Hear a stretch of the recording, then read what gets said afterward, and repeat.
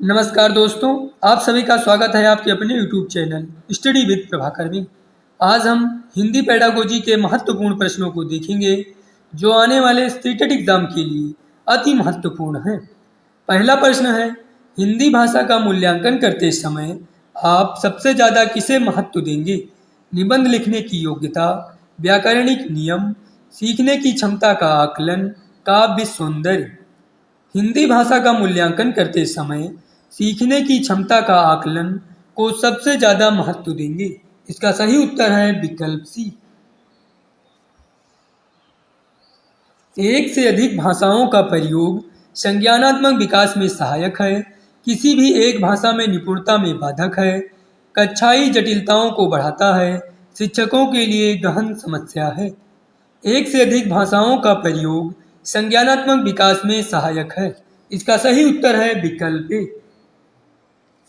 दृष्टिबाधित बच्चों को भाषा सिखाते समय कम पाठों वाली पाठ्यपुस्तक का निर्माण किया जाना चाहिए, अधिक से अधिक मौखिक भाषा का प्रयोग करना चाहिए, उन्हें विभिन्न भाषिक गतिविधियों में शामिल नहीं करना चाहिए, उन्हें कक्षा में अलग बैठाना चाहिए ताकि उन पर विशेष ध्यान दिया जा सके।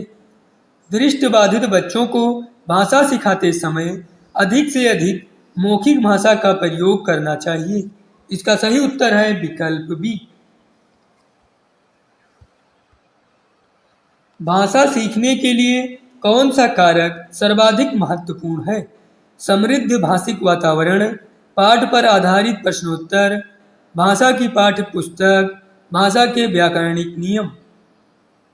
भाषा सीखने के लिए समृद्ध भाषिक वातावरण सर्वाधिक महत्वपूर्ण कारक है। इसका सही उत्तर है विकल्प ए। पत्र पत्रिकाएं भाषा सीखने में त्रुटियों को बढ़ावा देती हैं, बड़ों के पढ़ने की वस्तु हैं, साधन हैं, बाधक हैं। पत्र पत्रिकाएं भाषा सीखने में साधन हैं। इसका सही उत्तर है विकल्प सी। भाषा अर्जन में महत्वपूर्ण है।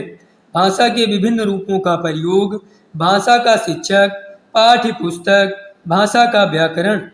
भाषा अर्जन में महत्वपूर्ण है भाषा के विभिन्न रूपों का प्रयोग। इसका सही उत्तर है विकल्प ए। व्याकरण अनुवाद विधि को किस रूप में जाना जाता है?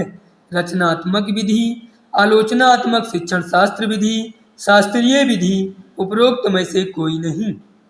व्याकरण अनुवाद विधि को शास्त्रीय विधि के रूप में जाना जाता है। इसका सही उत्तर है विकल्प सी। एक पठन सामग्री को बारीकी से पढ़ने का क्या अर्थ है? पठन में रुचि उत्पन्न करना, विशिष्ट सूचना ढूंढना, पठन सामग्री की प्रामाणिकता जांचना, पठन सामग्री में है क्या या जानना। एक पठन सामग्री को बारीकी से पढ़ने का अर्थ है विशिष्ट सूचना ढूंढना। इसका सही उत्तर है विकल्प बी। राष्ट्रीय शिक्षा नीति 2020 किस मुख्य बात पर ध्यान केंद्रित करती है? केवल अंकीय संकल्पनाओं पर, गणितीय संकल्पनाओं पर, पठन लेखन अंक ज्ञान पर, बुनियादी साक्षरता तथा अंक ज्ञान पर। राष्ट्रीय शिक्षा नीति 2020 मुख्य रूप से ध्यान केंद्रित करती है बुनियादी साक्षरता तथा अंक ज्ञान पर। इसका सही उत्तर है विकल्प डी। भाषा अधिगम में कहानी सुनाना एक प्रभावकारी माध्यम है। लेखन कौशल को विकसित करने के लिए, खाली समय में बच्चों को व्यस्त रखने के लिए, श्रवण कौशल को विकसित करने के लिए, नैतिक शिक्षा प्रदान करने के लिए।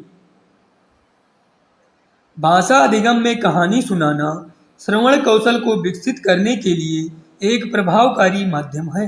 इसका सही उत्तर है विकल्प सी। निम्नलिखित में से कौन सा भाषा अर्जन के व्यवहारवादी सिद्धांत से संबंधित नहीं है? सामाजिक अंतःक्रिया, खाली बर्तन, सक्रिय अनुकूलन, प्रयास तथा त्रुटि। सामाजिक अंतःक्रिया भाषा अर्जन के व्यवहारवादी सिद्धांत से संबंधित नहीं है। इसका सही उत्तर है विकल्प ए। दोहराव डॉट डॉट की एक प्रमुख प्रविधि है। खेल विधि, व्याकरण अनुवाद विधि, समग्र भाषा उपागम, संप्रेषणात्मक उपागम। दोहराव व्याकरण अनुवाद विधि की एक प्रमुख प्रविधि है। इसका सही उत्तर है विकल्प बी। बुनियादी स्तर पर राष्ट्रीय शिक्षा नीति डॉट डॉट ध्यान केंद्रित करती है। प्राकृतिक विज्ञान पर, सामाजिक अध्ययन के शिक्षण पर, साक्षरता पर, साक्षरता तथा अंक ज्ञान पर। बुनियादी स्तर पर राष्ट्रीय शिक्षा नीति साक्षरता तथा अंक ज्ञान पर ध्यान केंद्रित करती है। इसका सही उत्तर है विकल्प डी। भाषा अधिगम के रचनावादी उपागम में शामिल है आदत का निर्माण, जिज्ञासा आधारित अधिगम, एक प्रभावकारी औजार के रूप में दोहराव, व्याकरण के नियमों का अभ्यास। भाषा अधिगम के रचनावादी उपागम में शामिल है जिज्ञासा आधारित अधिगम। इसका सही उत्तर है विकल्प बी। भाषा अधिगम के डॉट डॉट सैद्धांतिक दृष्टिकोण से स्पष्ट है कि बच्चे प्रयत्न तथा त्रुटि से भाषा सीखते हैं।